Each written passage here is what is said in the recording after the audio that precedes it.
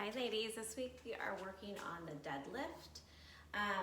The important part of the deadlift, I'm just gonna grab my weight here, is the same thing as we talked about with the squat, that we need to think about our hips coming back, this slight pop back in our deadlift.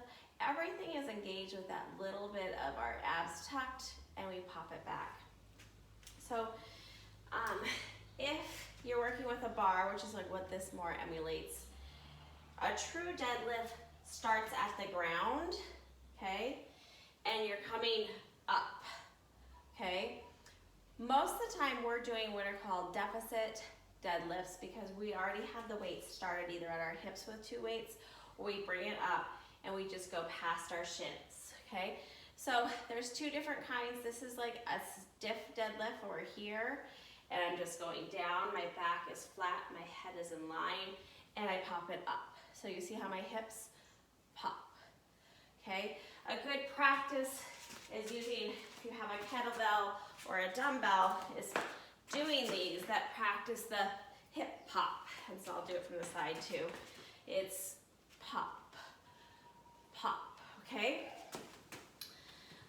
We want to make sure our arms aren't working. So I see that a lot. So we're going down into a deadlift and people use their arms up and they bend. That's going to end up hurting your back or your shoulders, okay?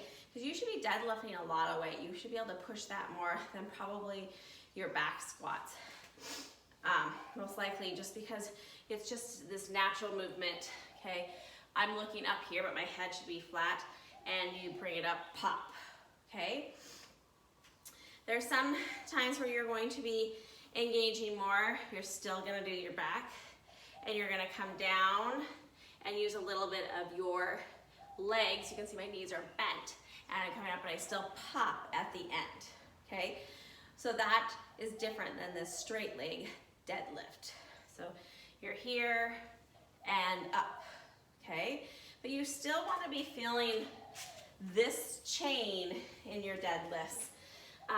And you want to go not so far. If you can't go down like your shins, okay, and you start to go here, then you've gone too far. So that's where you're just going to bring it down. I'm still level, I'm at my level plane, and pop, and squeeze, and down my leg, squeeze. That's the other part. We don't want to be out here, okay, that's putting strain on our back.